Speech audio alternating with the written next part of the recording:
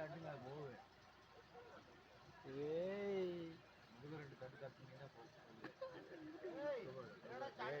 அடி விடாது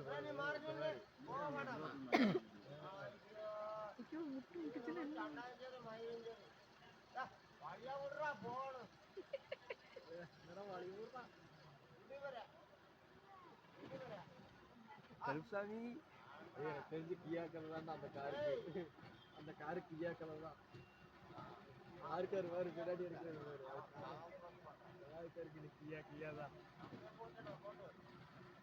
லைவா பார்க்கலாம்.